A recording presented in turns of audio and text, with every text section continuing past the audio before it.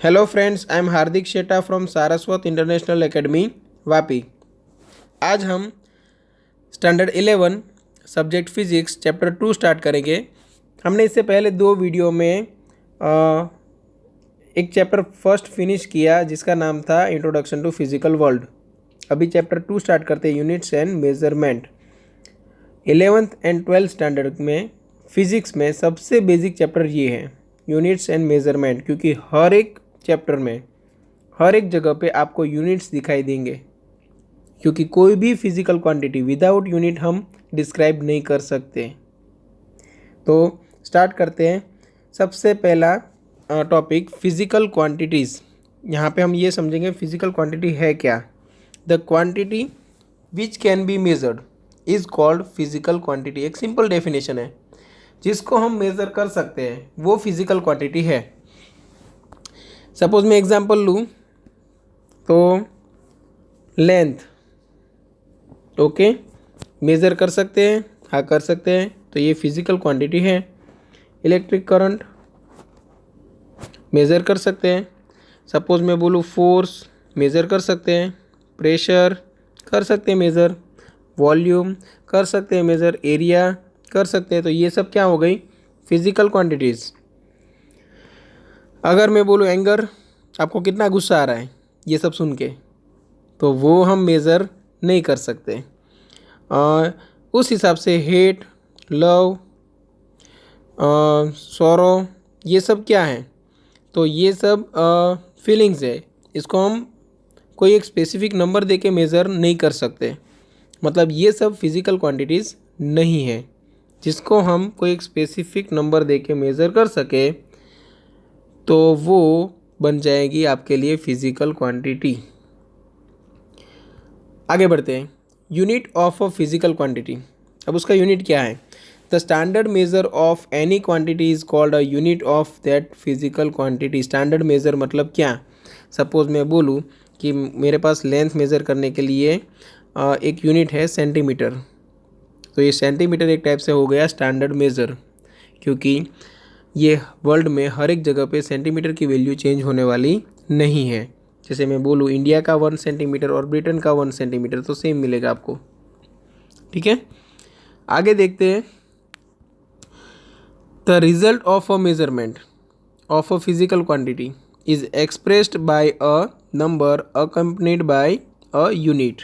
समझना, कोई भी एक मेज़रमेंट है, उसका रिज़ल्ट, सपोज मैं लेंथ मेज़र कर रहा था, तो उसका रिज़ल्ट मुझे मिला कुछ इस तरह, लेंथ इक्वल टू 5 मीटर। तो यहाँ पे लेंथ क्या हो गई, फिजिकल क्वांटिटी।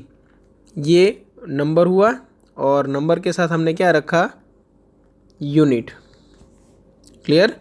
तो लेंथ है वो फिजिकल क्वांटिटी है, मीटर है वो उस फिजिकल क्वांटिटी का यूनिट है, और एम क्या है, मेजर्ड वैल्यू। क्लियर। अब आगे बढ़ते हैं। Fundamental quantities. फंडामेंटल मतलब सबसे बेसिक क्वांटिटीज़। जैसे कि मैं बोलूँ कोई एक क्वांटिटी लेते हैं डेंसिटी, तो डेंसिटी को हम फंडामेंटल नहीं बोल सकते, क्योंकि डेंसिटी का फॉर्मूला आप क्या लिखते हो, मास अपॉन वॉल्यूम। अब मास अपॉन वॉल्यूम है, तो मास अपॉन वॉल्यूम, सपोज मैं length into breadth into height करूँ, सपोज क्यूबॉइड है, तो ये मुझे नज़र आ रहा है कि सबसे बेसिक यहाँ पे क्या है, मास, और सबसे बेसिक यहाँ पे क्या है, लेंथ। ब्रेथ एंड हाइट वो भी एक लेंथ का ही टाइप है। ठीक है, तो मैं यहाँ पे ये बोल सकता हूँ कि मास है वो फंडामेंटल है, लेंथ है वो भी फंडामेंटल है, बट डेंसिटी को मैं फंडामेंटल क्वांटिटी नहीं बोल सकता। सेम वैसी डेफिनेशन देख लेते, देखो। Fundamental quantities are physical quantities that form the basis of measurement. They are independent of other quantities. यहाँ पे देखो, मास है वो किसी और क्वांटिटी पे डिपेंड नहीं करेगा, लेंथ है वो किसी और क्वांटिटी पे डिपेंड नहीं करेगी, टाइम ले लो तो टाइम भी किसी और क्वांटिटी पे डिपेंड नहीं करेगा। ठीक है, वैसे ही टेम्परेचर ले लो तो वो भी किसी और क्वांटिटी पे डिपेंड नहीं करेगा। तो ये सब हो गई basic quantities, fundamental quantities. Clear. तो फंडामेंटल क्वांटिटीज़ में कौन कौन सी आ सकती है, लेंथ आ सकता है, मास, टाइम, इलेक्ट्रिक करंट भी है, टेम्परेचर भी है। सेम वे देखो fundamental units, the units for the fundamental quantities are called fundamental units.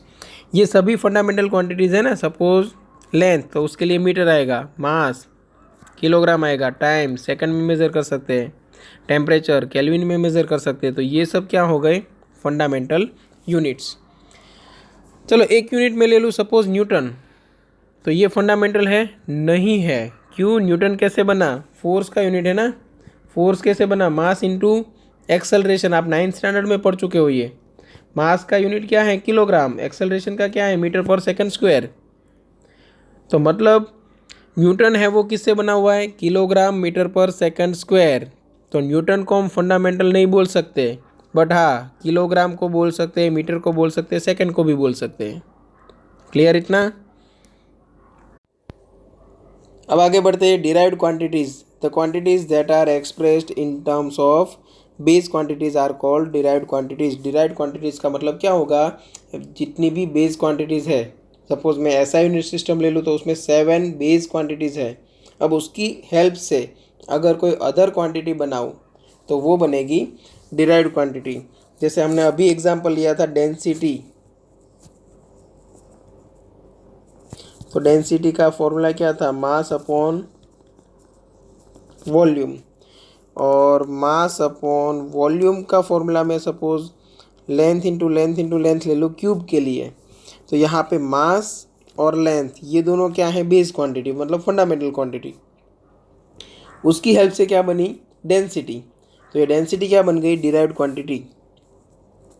Suppose मैं लूँ वेलोसिटी, तो वेलोसिटी इक्वल टू क्या होगा, डिस्प्लेसमेंट अपॉन टाइम। तो ये डिस्प्लेसमेंट है वो बेस क्वांटिटी बन गई, क्योंकि एक टाइप की लेंथ ही है, और ये टाइम है वो भी बेस क्वांटिटी। अब उसकी हेल्प से क्या बना, वेलोसिटी। तो वेलोसिटी क्या बन गई, डिराइव्ड क्वांटिटी। तो डिराइव्ड क्वांटिटी आप इजीली समझ सकते हो, जो बेस क्वांटिटी की हेल्प से बनती है वो डिराइव्ड क्वांटिटी। ठीक है। तो डिराइव्ड क्वांटिटी में कौन कौन सी आ सकती है, तो बहुत कुछ है, वॉल्यूम, एरिया, ये भी तो डिराइव है। फिर यहाँ पे आप बोल सकते हो डेंसिटी, फोर्स, वेलोसिटी, बहुत सारी, जैसे मैं बोलूँ प्रेशर। ओके, बहुत सारी, आगे भी आप पढ़ोगे। Derived unit, the units that are expressed in term of base units are called derived unit. जैसे हमने अभी पढ़ा था कि सपोज मेरे पास न्यूटन है, तो वो न्यूटन किससे बना हुआ है, kilogram metre per second square की हेल्प से। मतलब जो बेस यूनिट्स है, kilogram metre and second, kilogram metre and second, ये तीनों क्या हैं, बेस यूनिट।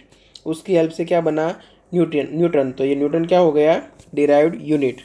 ओके। तो ऐसे बहुत सारे यूनिट्स हैं हमारे पास जो डिराइव्ड हैं। जैसे कि मैं बोलूँ, एक यूनिट बना डेंसिटी के लिए किलोग्राम पर मीटर क्यूब, तो ये डिराइव्ड है क्योंकि ये किलोग्राम और मीटर से बना हुआ है। Metre per second derived unit है। Okay. Metre per second square भी डिराइव्ड यूनिट है। न्यूटन मतलब kilogram metre per second square. Pascal भी डिराइव्ड यूनिट है, क्योंकि पास्कल किससे बना हुआ है, pressure equal to force upon area से। तो प्रेशर क्या बन गई, डिराइव्ड क्वांटिटी, और उसका यूनिट पास्कल है, वो क्या बन गया, डिराइव्ड यूनिट। क्लियर। तो ऐसे बहुत सारे एग्जांपल्स हैं डिराइव्ड यूनिट्स के। ठीक है। तो यहाँ पे भी हम सबके यूनिट लिख देते हैं। तो वॉल्यूम का क्या बनेगा, मीटर क्यूब। एरिया का क्या बनेगा, मीटर स्क्वायर। डेंसिटी का किलोग्राम पर मीटर क्यूब। फोर्स का न्यूटन, न्यूटन की जगह पे आप लिख सकते हो kilogram metre per second square. Velocity का मीटर पर सेकंड। प्रेशर का क्या बनेगा, पास्कल। पास्कल की जगह पे आप न्यूटन अपॉन मीटर स्क्वायर भी लिख सकते हो, क्योंकि pressure equal to force upon area. Okay. तो ये सारे जो क्वांटिटीज़ दिख रहे हो वो सब डिराइव्ड क्वांटिटीज़ है, और जितने यूनिट्स दिख रहे हो सब डिराइव्ड यूनिट्स हैं। अब आगे बढ़ते हैं, सिस्टम ऑफ यूनिट्स। मतलब मेज़रमेंट तो हमें करना है, बट मेज़रमेंट करने के लिए क्राइटेरिया क्या फिक्स करना है। सपोज़ मुझे लेंथ मेज़र करनी है तो उसका सबसे बेसिक यूनिट हमारे पास होना चाहिए ना। जैसे कि लेंथ के लिए हमारे पास है मीटर। अब मीटर को चूज़ करना है मुझे, सेंटीमीटर को, फुट को, ठीक है ना। अब कौन सा स्टैंडर्ड है वो हमें पता नहीं है सपोज़, तो क्या प्रॉब्लम होगी कि एक कंट्री में आप लेंथ का यूनिट रखोगे मीटर, दूसरी कंट्री में आप सेंटीमीटर रखोगे, थर्ड कंट्री में अगर आप फुट रख रहे हो, तो प्रॉब्लम ये होगी कि कम्युनिकेशन थोड़ा ठीक से नहीं होगा। तो इंटरनेशनली एक्सेप्टेड एक सिस्टम हमने बनाई है जिसको हम बोलते हैं एसआई यूनिट सिस्टम। वो हम बाद में पढ़ेंगे, पहले हम कुछ जो सिस्टम्स थी पहले वो पढ़ लेते हैं। In earlier time scientist of different countries were using different systems of unit for measurement. कौन कौन सी समझो, सीजीएस सिस्टम। यहाँ पे देखो जितने भी सिस्टम के नाम है उसमें ही उसके यूनिट्स आ जाते हैं। जैसे कि CGS stands for centimetre, gram and second. तो सेंटीमीटर, ग्राम, सेकेंड मतलब क्या बन गया, सीजीएस। वैसे ही एफपीएस सिस्टम, ये ब्रिटिश सिस्टम है, तो फुट, पाउंड एंड सेकेंड। तो ये मेज़र क्या क्या करने के लिए, सबसे पहला जो है वो लेंथ के लिए, सेकेंड है वो मास के लिए, और थर्ड है वो टाइम के लिए। लेंथ, मास, टाइम, मतलब सीजीएस में लेंथ मेज़र करने के लिए सबसे बेसिक यूनिट था सेंटीमीटर, मास के लिए ग्राम और टाइम के लिए सेकेंड। एफपीएस में लेंथ मेज़र करते थे फुट, मास मेज़र करते थे पाउंड एंड टाइम मेज़र करते थे सेकेंड में। एमकेएस सिस्टम में, तो एमकेएस सिस्टम में मीटर, किलोग्राम एंड सेकेंड। तो ये बना एमकेएस। उसके बाद सिस्टम आई एमकेएसए। जब हमने इलेक्ट्रिसिटी यूज़ करना स्टार्ट किया तब ये एमकेएसए का मतलब था metre, kilogram, second and ampere. तब एक हमने और यूनिट बढ़ा दिया उसमें, एम्पियर। वैसे 4 यूनिट हुए। बाद में आई सिस्टम इंटरनेशनल, ऐसा यूनिट सिस्टम। देखो, the system of the units which is at present internationally accepted for measurement is the ऐसा यूनिट सिस्टम। ठीक है, तो ऐसा यूनिट सिस्टम है वो इंटरनेशनली एक्सेप्टेड एक सिस्टम है मेजरमेंट्स के लिए। ऐसा unit system means international system of unit. देखो उसका मीनिंग क्या है, it means international system of units. तो फिर नाम शॉर्ट में एस आई कैसे पड़ा, तो उसके लिए यहाँ पे देखो, इन फ्रेंच लैंग्वेज में full form of S I is system internationale de units, system internationale de units. उसकी हेल्प से पढ़ा S I. Okay, S I unit system. The in S I there are 7 base units as given in table. अब ये table आपको याद रखना है। Table में हमारे पास क्या क्या है वो ध्यान से देखो।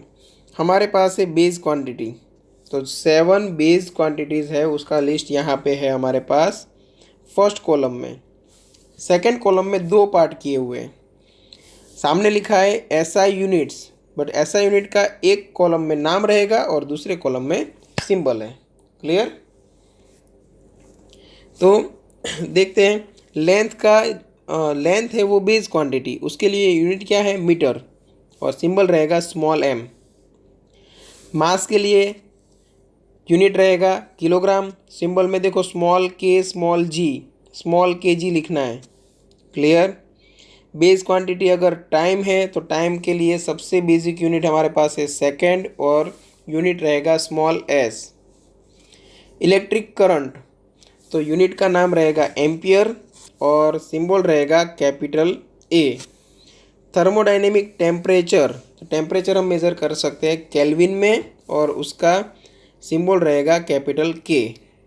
अमाउंट ऑफ सब्सटेंस, उसके लिए हमारे पास यूनिट है मोल, बट अगर आप डिनोट करोगे तब स्पेलिंग में ई नहीं आएगा, MOL। ये सिंबल रहेगा।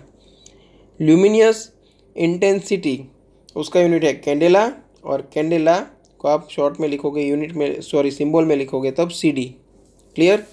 अब यहाँ पे एक चीज़ नोटिस करो कि सारे यूनिट के सिंबल स्मॉल लेटर्स में हैं, सिर्फ ये एम्पियर और केल्विन कैपिटल में है। तो उसके पीछे भी एक रीज़न है। ऐसा यूनिट सिस्टम में रूल है कि अगर कोई क्वांटिटी का यूनिट किसी साइंटिस्ट के नाम से है, तो अगर आपको पूरा नाम लिखना है, जैसे कि यहाँ पे लिखा है, अगर आपको साइंटिस्ट का पूरा नाम लिखना है यूनिट में, तो पूरा नाम आपको स्मॉल लिखना पड़ेगा, कहीं पे भी कैपिटल लेटर नहीं आएगा। बट अगर आपको सिंबल लिखना है तो सिंबल का जब फर्स्ट लेटर है वो कैपिटल होना ज़रूरी। यहाँ पे तो एक एक ही लेटर है, बट सपोज अगर मैं पास्कल लिखना चाहूँ किसी क्वांटिटी का प्रेशर, सपोज मैं प्रेशर दिखाना चाहता हूँ 10⁵ पास्कल, तो या तो मुझे पास्कल पूरा स्मॉल में ऐसे लिखना पड़ेगा, या तो मुझे 10⁵ पास्कल में P capital A small first letter capital रखना है अगर मैं सिंबल में लिख रहा हूँ तो। ये दोनों मेथड राइट हैं। बट अगर मैं लिखूँ 10⁵ P कैपिटल करके पास्कल पूरा, तो ये रॉन्ग बनेगा। मैं बोलूँ 10⁵ small p capital A, wrong बनेगा। 10⁵ small p small a, wrong बनेगा। अगर मैं लिख दूँ 10⁵ capital P small a, but उसके बीच में कहीं पे डॉट रख दूँ, तो भी गलत है। क्लियर। तो यूनिट लिखते टाइम अच्छे से ध्यान रखना है। क्यों? क्योंकि 11th-12th स्टैंडर्ड में जब आप एग्ज़ाम में न्यूमेरिकल को सॉल्व करोगे और लास्ट में जो आपका आंसर आएगा, अगर उसमें यूनिट रॉन्ग है तो आपका हाफ मार्क वहीं पे कट जाएगा। तो यूनिट अच्छे से याद भी रखने हैं, लिखने में भी आपकी प्रैक्टिस अच्छी होनी चाहिए ताकि मिस्टेक ना हो। ठीक है। तो ये पूरा टेबल आपको याद करना है। अगर आपको यहाँ पे पूरी स्क्रीन में नहीं दिखेगा तो हम कुछ ऐसा कर देते हैं, आप यहाँ पे स्क्रीनशॉट ले सकते हो। ठीक है, स्क्रीनशॉट ले लो और उसके बाद ये पूरा आपको याद रखना है। क्लियर। अब आगे बढ़ते हैं। Supplementary quantities and supplementary units, ये दोनों।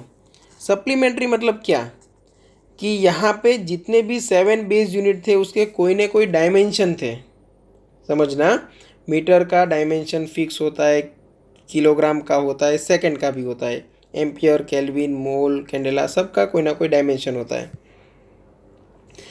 बट ऐसे बेस यूनिट्स भी है जिसका कोई डायमेंशन नहीं है। जैसे कि मैं बोलूँ एंगल, अब angle equal to arc upon radius, आपको फॉर्मूला पता है, आर्क अपॉन रेडियस। फिर भी मैं रिवाइज करा दूँ। सपोज एक पॉइंट से हमने ऐसे कोई आर्क लगाई, ठीक है, ऐसे,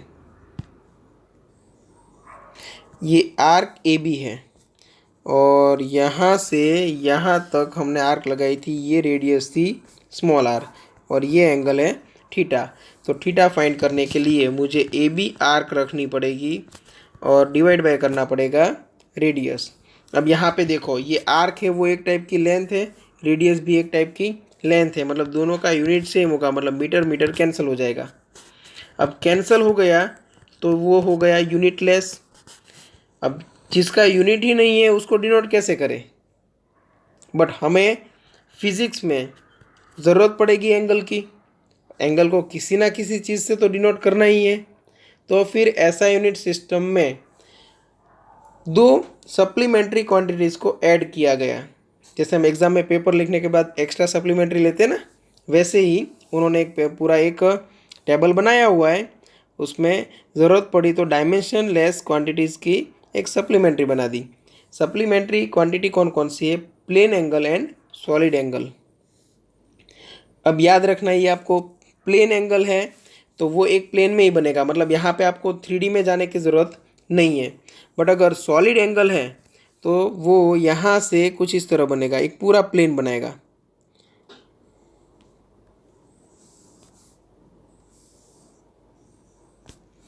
मतलब कुछ इस तरह।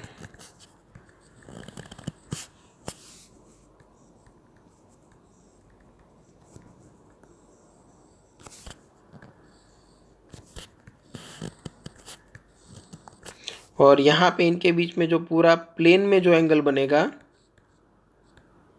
ये एंगल होगा सॉलिड एंगल।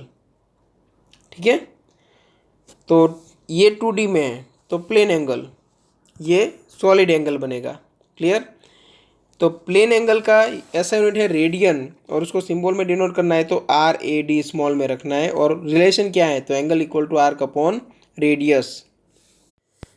और सॉलिड एंगल है उसको आप ओमेगा से डिनोट करोगे, उसका ऐसा यूनिट क्या है, टी रेडियन। और सिंबल लिखना है SR, उसमें S कैपिटल रखना है। ठीक है, और टी रेडियन है ओमेगा, उसका फॉर्मूला क्या बनेगा, एरिया अपॉन रेडियस स्क्वायर। अब एरिया अपॉन रेडियस स्क्वायर मतलब क्या, कि यहाँ पे देखो आपको कुछ इतना पार्ट दिखाई दे रहा है, ये एरिया हो गया और यहाँ पे रेडियस है। उन दोनों का आपको रेशियो लेना है, बट नीचे रखना है रेडियस स्क्वायर। तो ओमेगा इक्वल टू क्या बना, एरिया अपॉन रेडियस स्क्वायर, और उसका यूनिट क्या रहेगा, टी रेडियन। अब इसका डायमेंशन भी चेक कर लेते हैं। तो एरिया का डायमेंशन होता है मीटर स्क्वायर, और रेडियस का मीटर, बट उसका स्क्वायर है ही, मीटर स्क्वायर कैंसल। मतलब एंगल है, प्लेन एंगल है या तो सॉलिड एंगल है, दोनों डायमेंशन लेस है, उसका कोई डायमेंशन नहीं है। ठीक है, तो यहाँ तक आई थिंक सब कुछ क्लियर है। अब आगे बढ़ते हैं। अभी हम चैप्टर को आगे बढ़ाए उससे पहले कुछ क्वांटिटीज़ है और यूनिट्स कैसे निकालने हैं, कैसे यूनिट्स के रूल्स फॉलो होते हैं, थोड़ा बहुत आप सीख लो यहाँ पे। नेक्स्ट वीडियो में फिर हम मेज़रमेंट ऑफ लेंथ से चैप्टर को आगे बढ़ेंगे। NCERT की टेक्स्ट बुक है उसके हिसाब से ही हम आगे बढ़ेंगे। ठीक है, तो अभी समझो, सपोज़ मैं क्वांटिटीज़ लिखूँ और उसके यूनिट्स भी हमें बनाने हैं। तो सपोज़ मैंने पहली क्वांटिटी लिखी, हमें बेसिक क्वांटिटीज़ तो पता ही है ना, तो हम थोड़ा आगे बढ़ते हैं। सपोज़ मुझे वॉल्यूम बनाना है, तो वॉल्यूम का यूनिट क्या हो सकता है, तो ऐसा ज़रूरी नहीं कि वॉल्यूम का मुझे कोई स्पेसिफिक फार्मूला ही लेना है। तो वॉल्यूम में length into breadth into height ले सकता हूँ। क्यूबॉइड के लिए वॉल्यूम में ले सकता हूँ 4/3 pi r cube. Solid sphere के लिए वॉल्यूम में ले सकता हूँ pi r square l, pi r square h आप लेते थे ना सिलिंड्रिकल शेप के लिए। तो वॉल्यूम आप किसी का भी लो, आपको यूनिट एक ही मिलेगा। देखो यहाँ पे लेंथ का यूनिट क्या बनेगा, मीटर, ब्रेथ का भी मीटर और हाइट का भी मीटर। मतलब वॉल्यूम का यूनिट क्या बना, metre into metre into metre, that is metre cube. यहाँ पे देखो 4/3 और पाई ये कांस्टेंट वैल्यू है, ये कोई फिजिकल क्वांटिटी को रिप्रेजेंट नहीं करते, मतलब उसका कोई यूनिट नहीं होगा। तो सिर्फ किसका होगा, रेडियस का। रेडियस का क्या है, मीटर, और उसके ऊपर क्या है, क्यूब। अब यहाँ पे देखते हैं तो पाई का कोई यूनिट नहीं होगा, बट रेडियस का होगा, क्या है, मीटर स्क्वायर, और हाइट का क्या रहेगा, मीटर, क्योंकि वो भी एक टाइप की लेंथ ही है। तो यहाँ पे यूनिट आपको क्या मिला, मीटर क्यूब। मतलब अगर मैं बोल दूँ वॉल्यूम, तो वॉल्यूम में फिर किसी का भी वॉल्यूम है यूनिट सेम रहेगा। ऐसा यूनिट की बात करें तो सभी टाइप के वॉल्यूम के लिए एक ही यूनिट है, मीटर क्यूब। क्लियर। अगर मैं बोलूँ फोर्स, तो मैं फोर्स का अगर यूनिट बोल रहा हूँ न्यूटन, समझना, फोर्स का अगर यूनिट में बोलूँ न्यूटन, तो फिर वो किसी भी टाइप का फोर्स है, हर बार यूनिट क्या आएगा, न्यूटन। जैसे मैं बोलूँ tension force, frictional force, applied force, actional force, okay, gravitational force, electrostatic force, magnetic force, कोई भी फोर्स है, यूनिट क्या आएगा, न्यूटन। ऐसा यूनिट में यूनिट है न्यूटन। क्लियर इतना, ओके। अगर मैं बोलूँ एनर्जी, फिर आप बोलोगे potential energy, kinetic energy, heat energy, thermal energy, जो भी नाम दो आप, ठीक है ना, मैकेनिकल एनर्जी। हर एक एनर्जी के लिए यूनिट क्या मिलेगा आपको, जूल। क्लियर।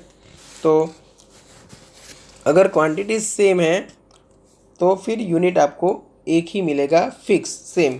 ओके, तो वॉल्यूम के लिए हमें पता चला यूनिट वो मिला आपको मीटर क्यूब। चलो अभी सेकंड ट्राई करते हैं। सेकंड में मैं लेता हूँ स्पीड। चलो स्पीड का यूनिट क्या बनेगा, तो स्पीड है वो डिस्टेंस अपॉन टाइम होता है। देखो सभी का यूनिट आपको फॉर्मूला से ही पता चलेगा। मतलब सबसे पहले तो बेसिक फॉर्मूला आपको पता होने चाहिए। तो speed equal to distance upon time. अभी डिस्टेंस का यूनिट क्या बनेगा? मीटर, टाइम का सेकेंड, तो स्पीड का बन गया metre per second. Clear. Third हम ट्राई करते हैं। सपोज मैं बोलूँ वेलोसिटी, ठीक है। तो वेलोसिटी का फॉर्मूला क्या है? तो वेलोसिटी का है डिस्प्लेसमेंट अपॉन टाइम।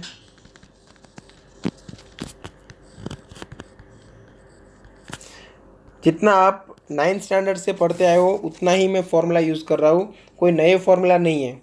मतलब आप अभी से ये कंप्लेन नहीं कर सकते कि सर ये फॉर्मूला तो हमें पता ही नहीं है, ठीक है। तो डिस्प्लेसमेंट अपॉन टाइम, अब डिस्प्लेसमेंट क्या हो गया? एक टाइप का डिस्टेंस ही हो गया ना। तो ये डिस्प्लेसमेंट का यूनिट है मीटर और टाइम का सेकेंड, मतलब स्पीड का भी यूनिट है मीटर पर सेकेंड और वेलोसिटी का यूनिट भी मीटर पर सेकेंड। सपोज मैं एक्सेलरेशन स्टार्ट करूं, ठीक है ना।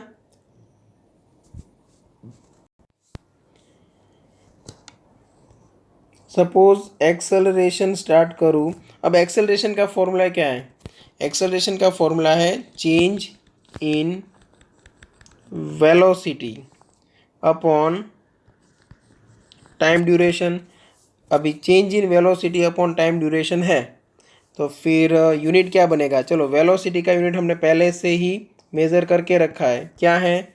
Metre per second upon second, तो इसका यूनिट बन गया मीटर पर सेकंड स्क्वायर।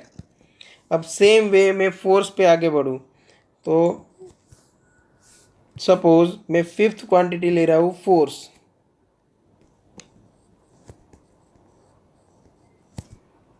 चलो फोर्स के लिए क्या हो सकता है? तो फोर्स का फॉर्मूला क्या है मेरे पास? सबसे बेसिक, हाँ, फोर्स का फॉर्मूला है मास इनटू एक्सेलरेशन। ओके, मास का क्या बनेगा?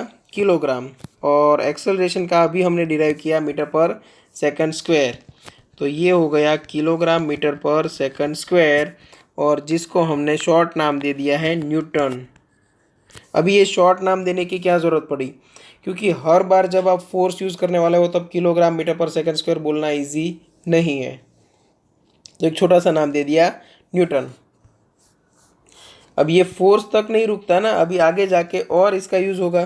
कैसे? जैसे कि मैं बोलूँ वर्क डन, तो वर्क डन का आप फॉर्मूला क्या बनाते हो? अभी आप बात करो 9th स्टैंडर्ड के हिसाब से, तो वर्क डन इक्वल टू हमारे पास फॉर्मूला था फोर्स इंटू डिस्प्लेसमेंट। आगे जाके थोड़ा सा इसमें चेंज होगा बट वो बाद में डिस्कस करेंगे। यहाँ पे फोर्स का यूनिट क्या है? तो न्यूटन, और डिस्प्लेसमेंट का मीटर, और न्यूटन इंटू मीटर को हमने छोटा सा एक नाम दे दिया जूल। क्लियर। अब ये जूल बना किससे? तो जूल बना है न्यूटन इंटू मीटर से। अब न्यूटन किससे बना हुआ था? वापिस आते हैं ना, जूल किससे बना हुआ था? न्यूटन इंटू मीटर से। अब न्यूटन किससे बना हुआ था? Kilogram metre per second square से इंटू मीटर, तो ये बना हुआ है kilogram metre square per second square से। अब हर बार एनर्जी को हम kilogram metre square per second square बोले वो इजी नहीं है, इसलिए हमने एक छोटा सा नाम दे दिया जूल। क्लियर। ये वर्क डन हुआ। सपोज मैं बोलूँ प्रेशर, तो प्रेशर के लिए क्या कर सकते हैं? देखो, प्रेशर इक्वल टू आपने अभी तक पढ़ रखा है फोर्स अपॉन एरिया। सरफेस से परपेंडिकुलर फोर्स लगेगा अपॉन एरिया। चलो, तो फोर्स है उसका यूनिट क्या है? न्यूटन, और एरिया का मीटर स्क्वायर। न्यूटन पर मीटर स्क्वायर को हमने नाम दे दिया पास्कल, तो ये जो प्रेशर है उसका यूनिट बनेगा पास्कल। क्लियर। अब पास्कल किससे बना हुआ है वो चेक कर लेते हैं। तो पास्कल है वो न्यूटन पर मीटर स्क्वायर से बना। अब न्यूटन किससे बना? Kilogram metre per second square upon ये बनेगा मीटर स्क्वायर, तो kilogram upon metre second square. तो हर एक यूनिट ऐसे ही आप देखोगे, हर एक डिराइव्ड यूनिट है वो ऐसा यूनिट सिस्टम की हेल्प से ही बने हैं जो यहाँ पे हमें टेबल में दिख रहा है, kilogram, metre, second, ampere, kelvin, mole, candela, ये सब। क्लियर? अब ये प्रेशर हो गया, ये था वर्क डन। सपोज मैं बोलूँ काइनेटिक एनर्जी, समझना।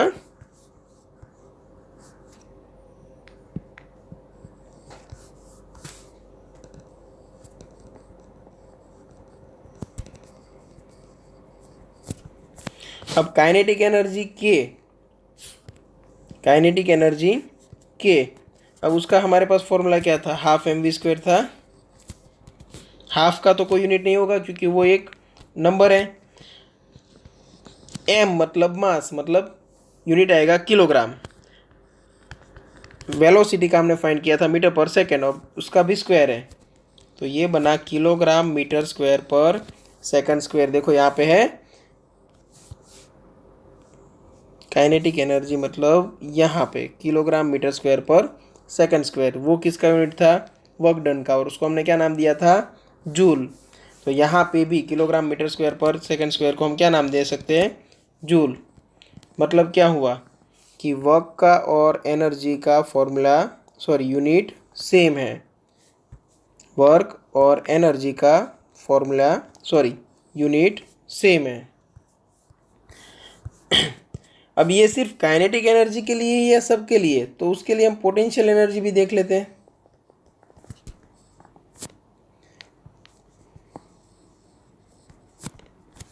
पोटेंशियल एनर्जी जो आप पढ़े थे, वो पोटेंशियल एनर्जी का फॉर्मूला था mgh। m मतलब किलोग्राम, g क्या था, ग्रेविटेशनल एक्सेलरेशन, एक्सेलरेशन का हमने डिराइव किया मीटर पर सेकंड स्क्वायर, और h का मीटर, तो ये बना kilogram metre square per second square. Kilogram metre square per second square को हम क्या बोलते हैं, जूल। मतलब पोटेंशियल एनर्जी का भी यूनिट क्या बनेगा, जूल। तो ऐसे आप कई सारी क्वांटिटीज़ है जिसके यूनिट्स बना सकते हो खुद से ही। ठीक है, आपको सिर्फ फॉर्मूला पता होना चाहिए, आप अपने यूनिट्स खुद बना सकते हो। अभी एक चीज़ और नोटिस करनी है यहाँ पे, कि जहाँ पे एडिशन है या तो सब्ट्रैक्शन है, वहाँ पे ऑलवेज कोई भी फॉर्मूला हो सेम क्वांटिटी ही होगी।